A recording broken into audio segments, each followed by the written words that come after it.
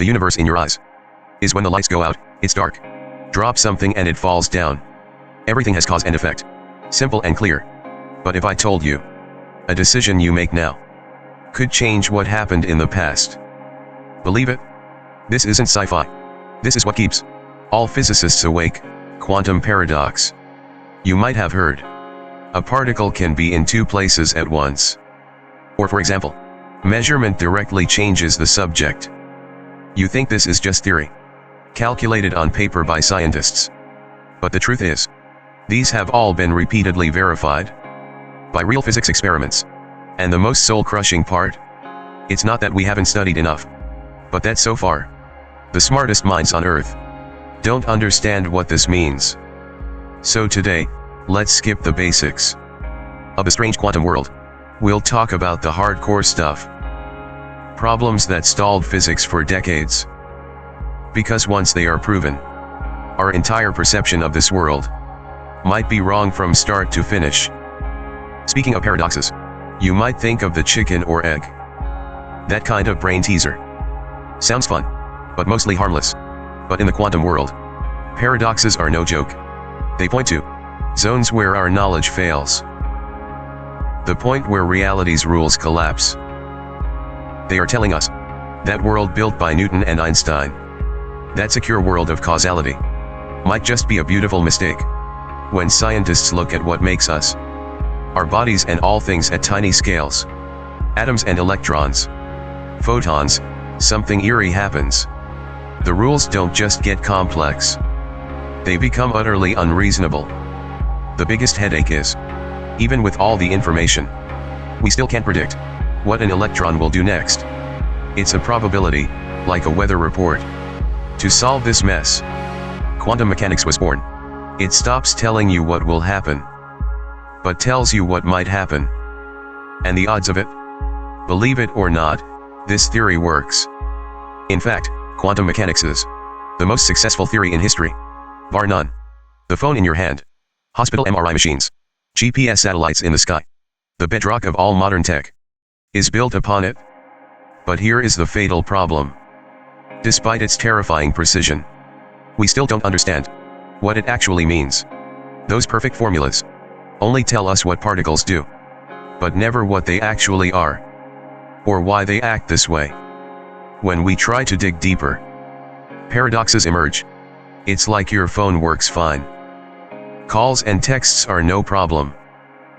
But the screen occasionally flashes unexplainable mysterious symbols. Don't you want to know what those symbols are about? Quantum paradox is the code flashing in our reality. The mysterious code in the OS. And the biggest bug in that code is measurement. In the quantum world, before you look at a particle, it can be in many states at once. This is called superposition. But once you look at it, measure it, and it suddenly folds, showing you only one result. This sounds reasonable enough. But the problem is, what exactly counts as a measurement? Is it a machine's recording? Or does it require human eyes? Does the universe know it's being watched? It's this very ambiguity that leads to a series of maddening scenarios. A particle only seems to decide which path to take when you look. The state of a system actually depends on whether it's observed. Even the result of an experiment can depend on a decision made after the experiment is over. The important thing is, these aren't thought experiments, but real physics experiments, repeated countless times. And the results every time are wildly challenging our basic understanding of time, space, and causality. What's even more despairing is how to explain all of this. Physicists are already in a heated debate, with no unified answer to date. Some say the universe we see is just one of countless parallel worlds. Others say it's human consciousness that turns countless possibilities into a single reality. No one knows who is right. Even the physics giants, standing at the pinnacle of human intelligence, feel deep unease and even fear. Nobel laureate Feynman laid it bare. No one understands quantum physics. Bohr, the father of quantum mechanics, was harsher. If you aren't shocked by quantum mechanics, then you haven't understood it. Even Einstein, the man who fought it his whole life, once warned that if quantum mechanics is right, It means the end of physics. And Schrödinger, the man who unleashed this monster, regretted it later. I don't like it. I regret ever being involved with it. So, do you understand? The bickering among physicists is not just some academic debate. These paradoxes are like terrifying cracks in the foundation of our reality. You can pretend not to see, but it's right there. That's why these questions keep them up at night, because they shake the entire definition of the word reality. Every paradox is the universe dropping mad hints. Don't think you understand it. You're far from it. And of all these paradoxes that make your skin crawl, there's one that is the root of all evil. The delayed choice quantum eraser experiment. You might not have heard of it, but it's like the evil twin of the double slit experiment. The more you know about it, the more your spine chills. Imagine you fire a photon and let it choose between two paths. Something magical happens. If you don't look at which path it took, it acts like a wave, as if taking both paths at once, leaving an interference pattern at the end, just like water waves. But once you try to peek by placing a detector on the path to see which path it actually took, the interference pattern vanishes instantly. The photon immediately acts like a particle, obediently taking only one path, as if your act of peeking forced it from infinite possibilities to make a single choice. Isn't that strange enough already? Wait, that's just the appetizer. What really makes your skin crawl is the quantum erasure that follows. Experimenters got even more creative. They didn't act before the photon left, deciding whether to take a peek, instead of waiting for the photon to finish its flight and hit the screen at the destination after the fact is established, then deciding whether to check the path records. Get it? Cause and effect are completely reversed. Now comes the most terrifying part. If they choose to erase those path records and pretend they never saw them, then the interference pattern that shouldn't exist actually reappears like a miracle. It's as if your current decision traveled back to the past and changed the photon's original behavior. Let me emphasize, this is science, not some magic trick. The light spots on the screen didn't move, but when you organize the data, you'll find they have rearranged into two completely different patterns. And what determines which pattern appears is your choice after the fact. This leads to an ultimate question that would give anyone insomnia. Can the present really interfere with the past? Don't get me wrong. You can't use this to text your past self. But it truly proves one thing. This decision indeed changed the behavior of the past. At least statistically speaking. How on earth do we explain this? Nobody knows. Some say before we observe. The so-called past doesn't have a definite history at all. Others say maybe time isn't a one-way street at all. Past, present, and future might be one whole existing simultaneously. What we call the past might just be a record, waiting to be rewritten by the present at any time. Though there's no answer, everyone agrees something here is completely off.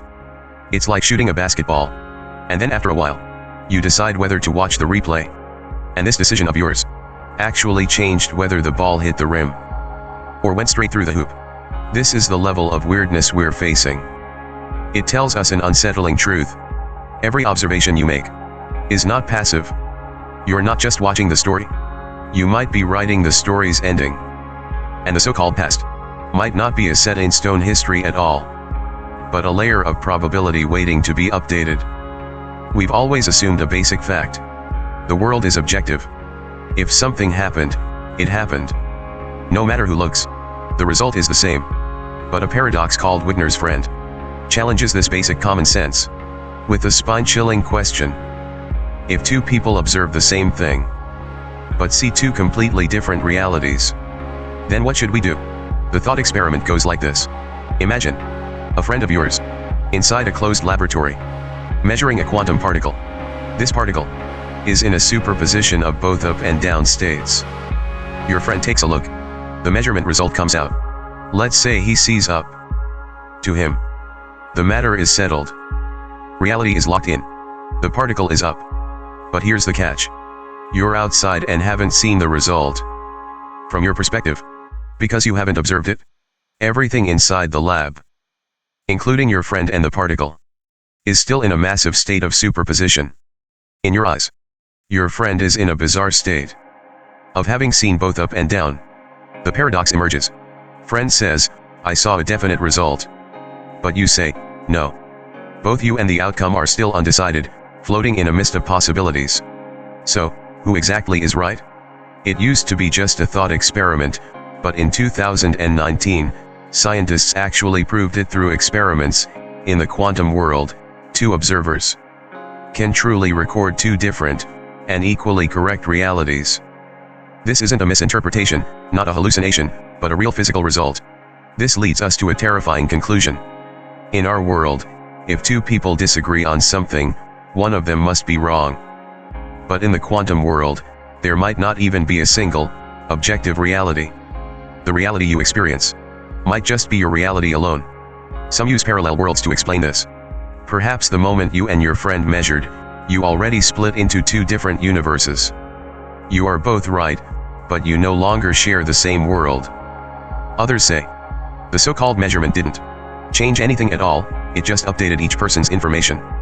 But the problem is, when you two finally compare notes, who should you listen to? This is where Wigner's friend becomes most unsettling.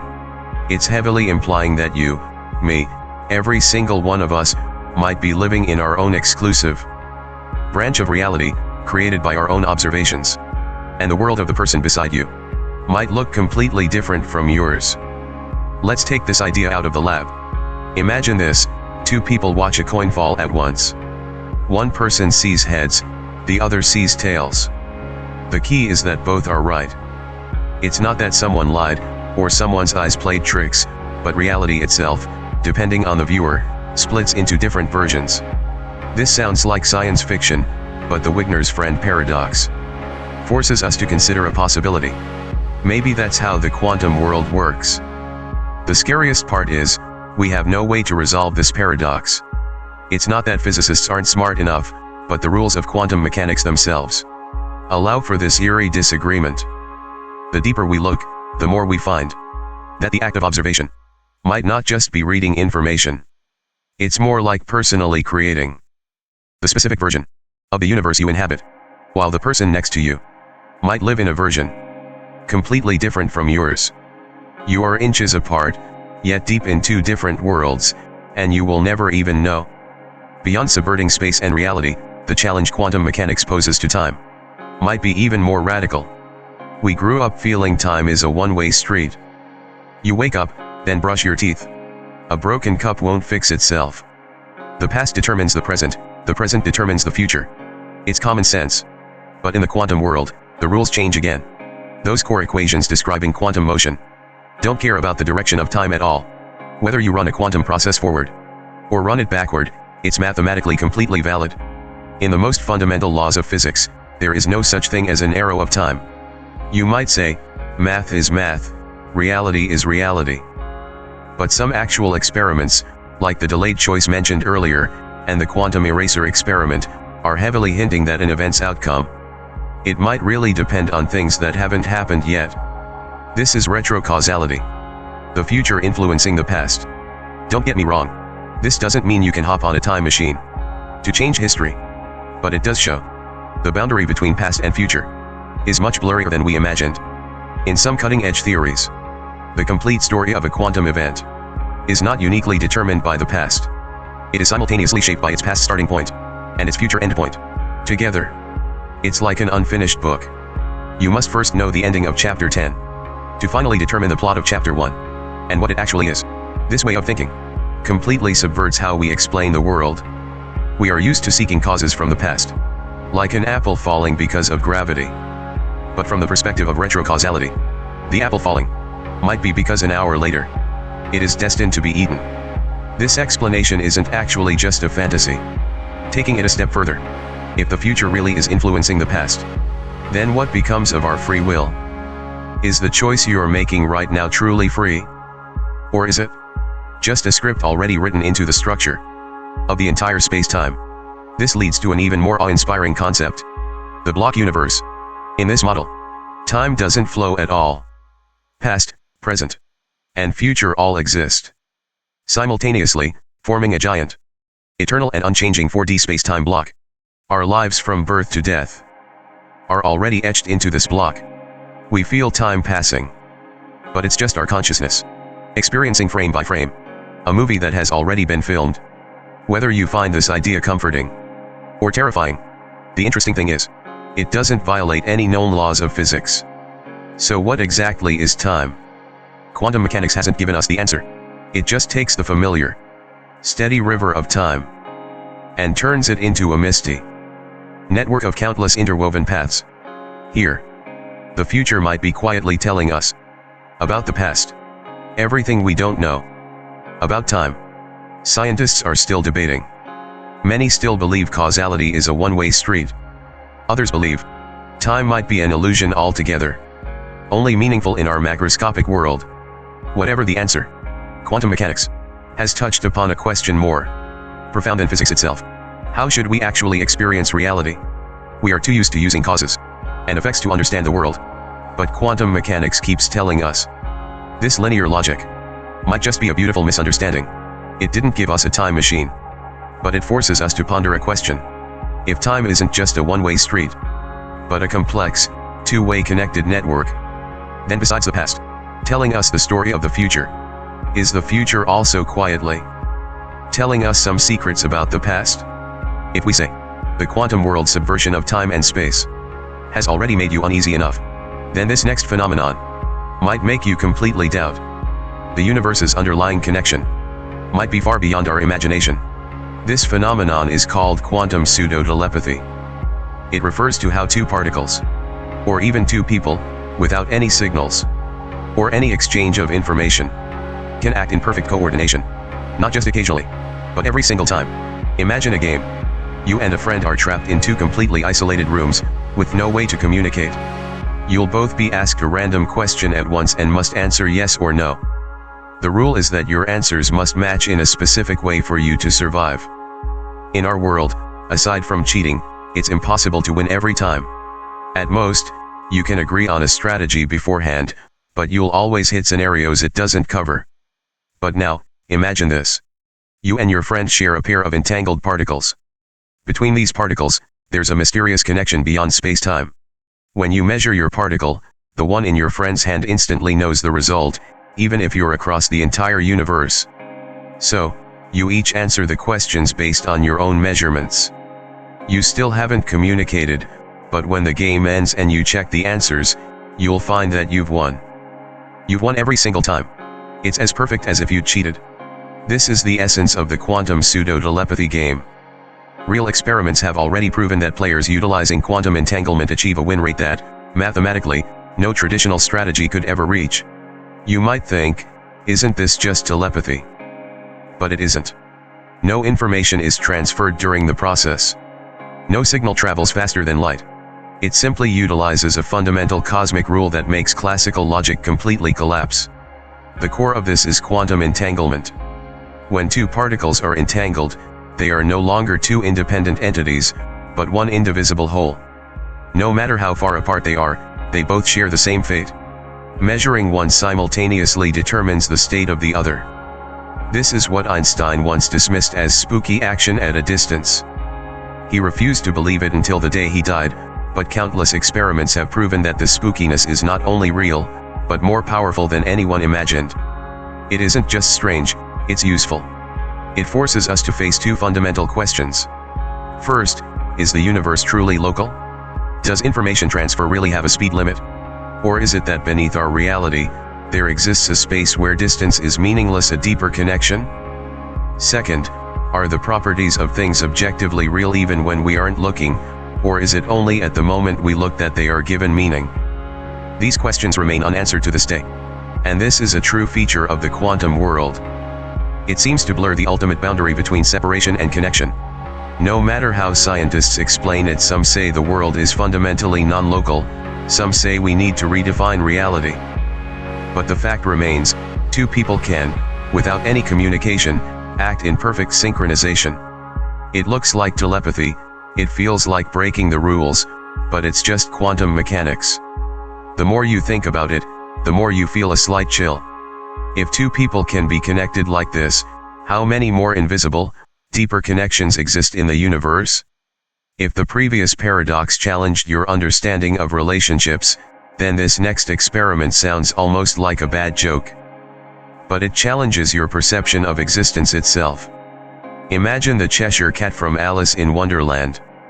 You look at it, its body takes one path, but its smile floats down another.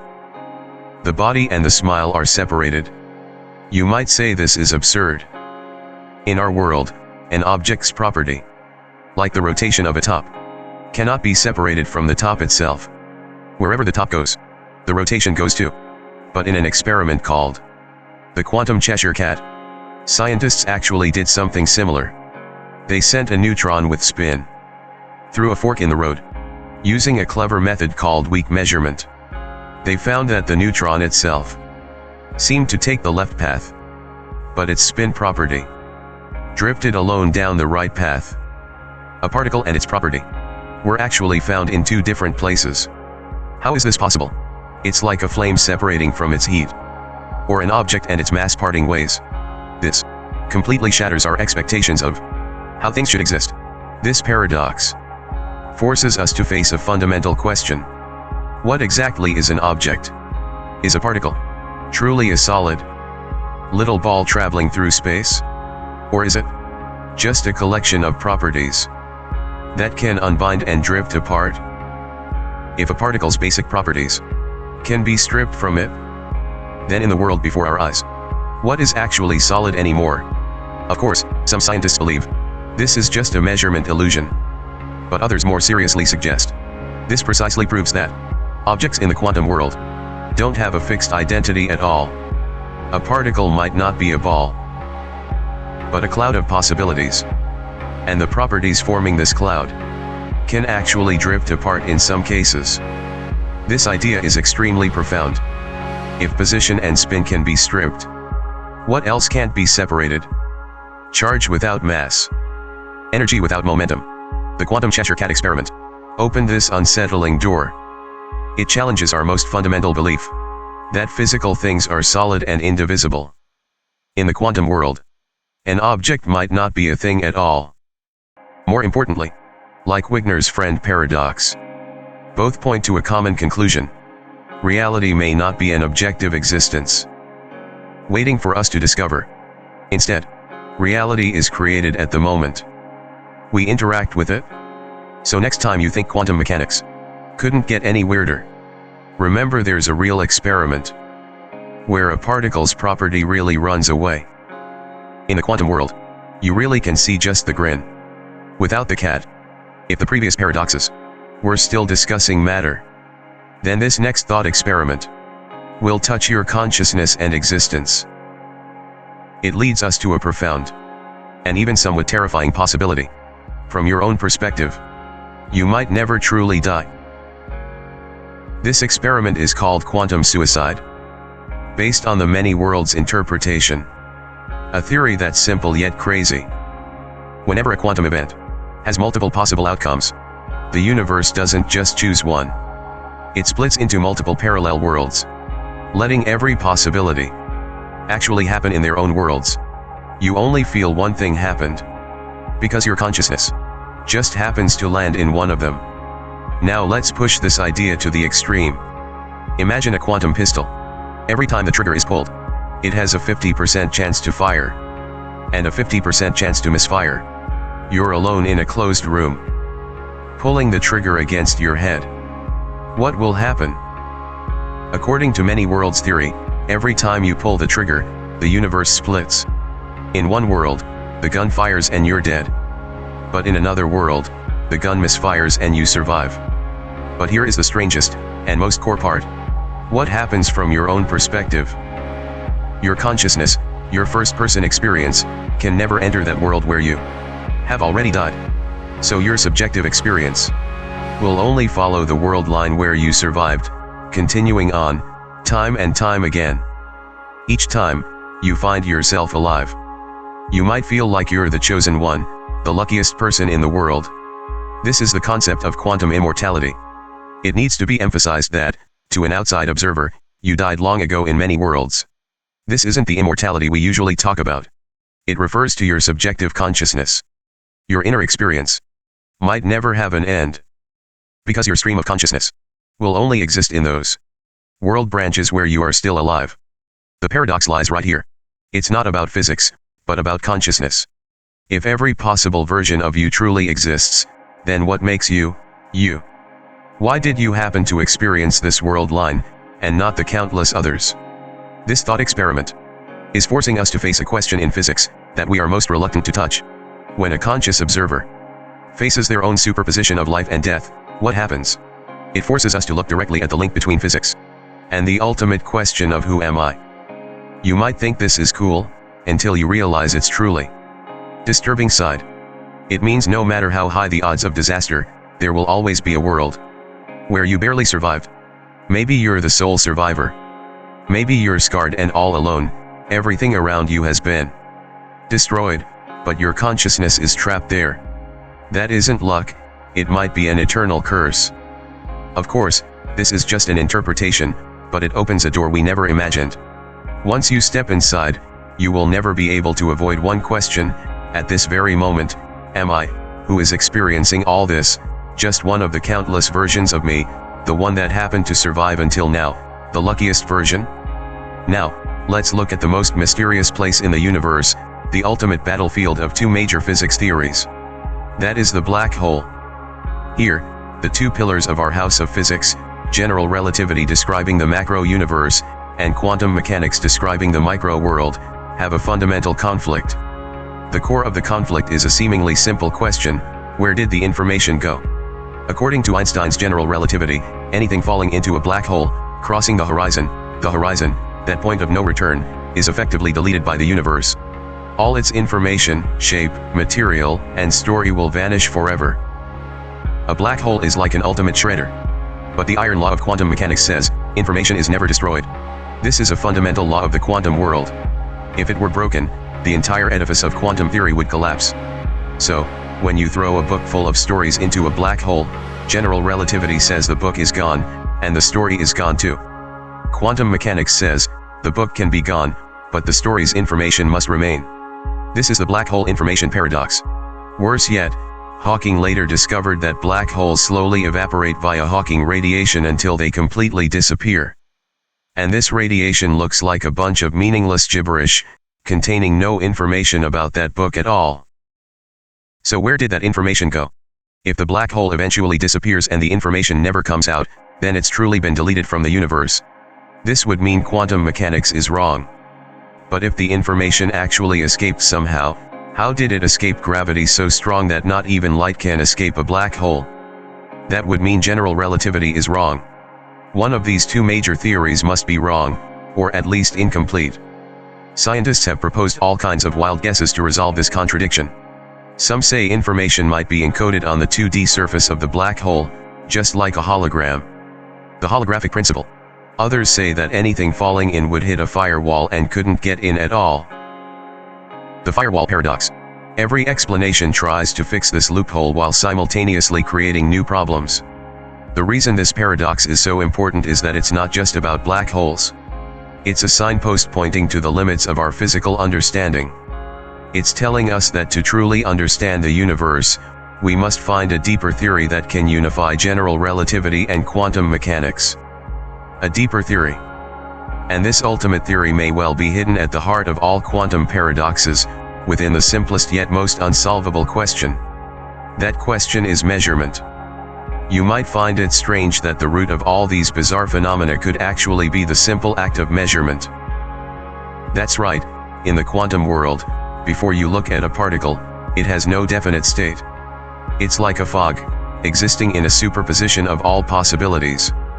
But at the very moment you look at it, bang! All possibilities vanish. The wave function collapses. It leaves you with only one definite, real result.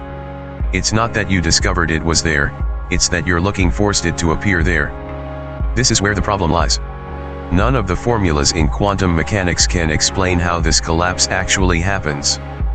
What exactly counts as a measurement? Is it a cold machine, or must there be a conscious observer like you and me? That thrilling leap from probability cloud to reality, at what stage exactly and why does it happen? No one knows. This is the unresolved measurement problem of nearly a century. To explain this unsettling measurement problem, physicists have proposed many different interpretations. Each is like a door opening onto a different reality. The classic Copenhagen interpretation holds that before a quantum system is observed, it truly has no definite properties. It is the act of measurement that causes the collapse. But it has never had a clear definition of what exactly counts as a measurement. Later, the bolder many worlds interpretation suggested that the wave function never actually collapses. Instead, every possibility actually occurs.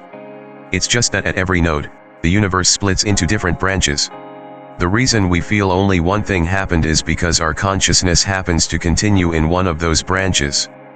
There are other theories, such as decoherence, which try to explain it through environmental interaction. It suggests that when a quantum system, when interacting with the vast external world, it naturally loses its quantum properties. But this still hasn't answered that most core question: why, in our eyes, is only one result ultimately made real? Finally, there is even a view that consciousness itself, in this process, plays a crucial role. A system only when observed by a conscious mind will, from infinite possibilities, choose one to become reality. Though this sounds too philosophical, because it touches upon the problem of why reality only becomes certain when it is observed, it has always loomed over physics. But no matter which explanation you choose, that fundamental question remains unresolved. We know quantum systems before measurement behave weirdly, and we know that after measurement, a clear result is obtained. But what exactly turns the former into the latter? Why this question is so important is because it has long surpassed technical details, directly relating to how we define reality. This world, is it already fixed there even when we aren't looking, or is reality itself a process that is only completed when being observed? In classical physics, the observer is always a detached bystander. But in quantum mechanics, the boundary between observer and system becomes blurred like never before. The act of interacting with a particle itself completely changes what it is. This fundamentally shakes the objectivity that science has always relied upon. This is why many physicists think quantum mechanics might be incomplete. Not because its math is wrong, its math works exceptionally well, but because it only gives precise predictions without giving the underlying reasons. It describes what we will see, but doesn't explain why we see it. At this point, after going through one paradox after another, it's not hard to find a common pattern. From the quantum eraser challenging time, to Wigner's friend challenging objectivity, from quantum entanglement revealing non-local links, to the Cheshire cat blurring object boundaries, to quantum suicide regarding consciousness, and black hole information pitting theories. Every paradox is like a signpost, though pointing in different directions, they ultimately converge at the same unsettling end: our understanding of reality is still incomplete. Quantum mechanics isn't a remote corner of science, it's the cornerstone of our universe. And it certainly works, but whenever we ask its true meaning, we fall into unanswerable dilemmas. Though this cosmic blueprint is precise, the most critical part might be missing. The why, and the absence of this why has long affected more than just physics. It's about how we view our existence. Do we live in a world that exists independently and follows fixed laws, or do we ourselves, on some level, participate in and shape this reality? Perhaps Newton's mechanical universe, and Einstein's geometric universe, are just steps on our cognitive ladder. Quantum mechanics gave us a probabilistic world, and the next step might require us to understand something even more abstract, an essence beyond current language. This is exactly the value of paradoxes. They are not flaws in theory, but lighthouses guiding us forward, marking the boundaries of our known world. Every great revolution in physics history stemmed from deep thought on a paradox. So we perhaps are once again standing on the edge of great change. Behind the mist, a brand new theory might be waiting, one that can piece these strange fragments. Time and space, entanglement, the answer that unifies the observer.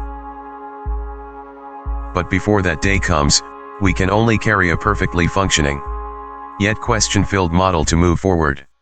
These questions about reality, identity, observation, and time. Perhaps, science alone can't give a final answer yet. And this might be the most honest end. Not with answers in hand, but with a deeper sense of awe and awareness. No matter how much we've learned, we're still staring into that profound unknown, still chasing the truth within reach, yet remains so far away. And still trying to figure out, this universe before our eyes, is it truly the way it appears, or is it merely responding to the fact that we are observing it?